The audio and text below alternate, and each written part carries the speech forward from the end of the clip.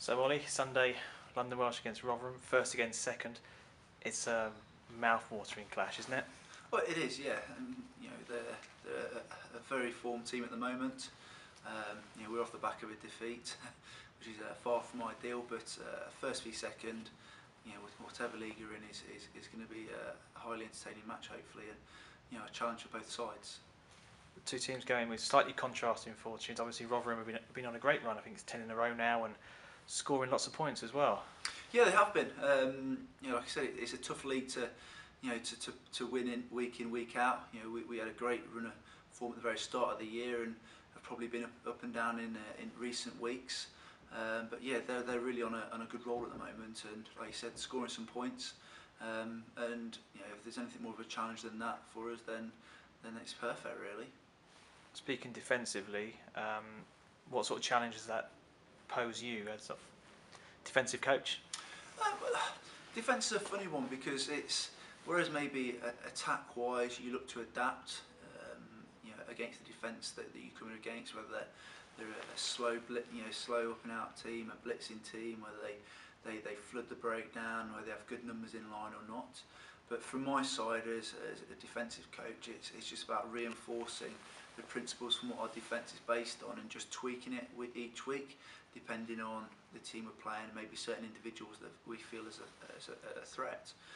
So unfortunately, and I say it in various defence meetings, it is a bit monotonous, and the challenge is to be consistently good at it week in, week out, doing the same thing over and over again. And that's why in training we have a huge focus on getting into good habits, not only as the defensive system, but also in the technical aspects, tackle technique, our efficiency at the breakdown. And so for me, it's a challenge. It's like almost a personal challenge of our own discipline, of how we can stick to our policy, our defensive policy, and what we do. What are you expecting specifically from Rotherham? Because they are a team who can keep it tight in the forwards. They've got a good set of forwards, and also, but they've got pace out wide as well. They have, yeah. They've like you said, they've got a good pack. That's mobile, that carries the ball well, and certainly is a physical outfit. They have that pace out wide, and they have a 9, 10, 12 that are probably some of the form players in the league in their position, and that kind of gels them together, and the combination of that good pack and some good pace and finishing out wide is why they're 10 wins on the bounce, or whatever it is. So our focus is, like I say, defensively, stick to our principles, and if we do that and do that well, then we should be able to snuff out most of what they have to throw at us. If we don't, then it'll become a long afternoon for London Welsh, unfortunately. But they've got some very talented players that we'll have to keep an eye on, and we'll discuss them and talk about them as we build towards the game on Sunday. That's unfortunately, like I said, what defence is about: doing the basics very well week in, week out, no matter who you're up against. The Plymouth game last weekend, what disappointed you most? I imagine from your point of view, defensive coach, it's not often, probably the first time this season, Welsh have conceded 5 tries, 36 points. Very out of character with the season so far. It is, yeah. Up until the last couple of weeks, I think we've had probably the best defensive record in the Championship, which on my part I've been very pleased with. Matt Davies, who did a bit of work over the summer, set a really good foundation. I'd like to think and hope that I've certainly progressed there a little bit. I think that the frustration for me was that, having gone through the game and looking at the stats, actually, technically and statistically, it was our best defensive performance. We only missed some 7 or 8 tackles across the 80 minutes. Unfortunately, like you said, we conceded 5 tries, so you have to look at how did we concede those 5 tries, and the mistakes we made were pretty catastrophic. Unfortunately, missed tackle by Gordon Ross. They get a 2-on-1 and score at the touchline. A poor kick chase on one of our kick plays, and they run 60-70 metres and eventually score. And so that was the frustration, really. How in recent weeks we've been very hard to break down, because we do work hard in defence. It's a big part of our defensive system. Looking after your mate and the enthusiasm to defend.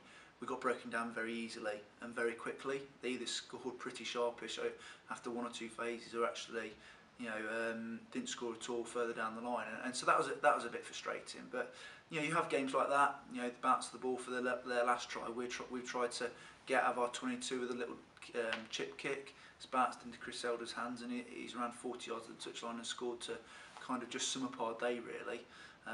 Like I said, the challenge for us now is to pick ourselves up. We don't become a bad defensive team overnight, or over the course of 80 minutes, and get back on track this week and back to what we've been about for the last few months.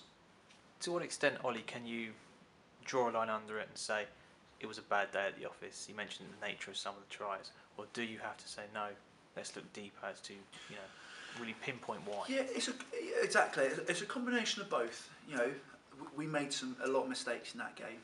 Not just defensively, attack-wise as well. That scuppered our attack and maybe cost us finishing opportunities we were almost creating. Our discipline at times is very poor. You can't go in at half time 28-15 down, then come out the second half and concede 2 or 3 penalties on a bounce and allow them to go 31-15 up. Suddenly you're chasing, instead of a two try ball game, it's 2 and a bit, which is difficult. They're a good team, Plymouth, and that'll only get their tails up more. So those mistakes, you have to rectify, and we feel we've done that so far as a group this week, and we've been very harsh on ourselves, as we are every week. In all honesty, it's one of the real positives of this environment. We are critical of one another, but in a positive way, because we want the best for each other. Like I said, the other side of it is, look, we've got to draw a line under that. It's a fresh start this weekend against Top now, having slipped to second, and that's where the challenge lies. You'll be expecting a response then on Sunday. Do you feel that there's a response definitely in the players, that they're up for the game?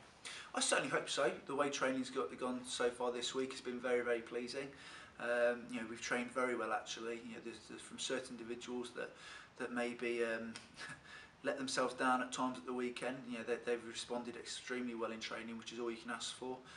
It's we talk about correcting mistakes, and we've tried to go about that as well as we can. And I'd like to think that will then continue on into the game, because it's pointless training well and putting in some good training performances if we don't carry it into the match on Sunday.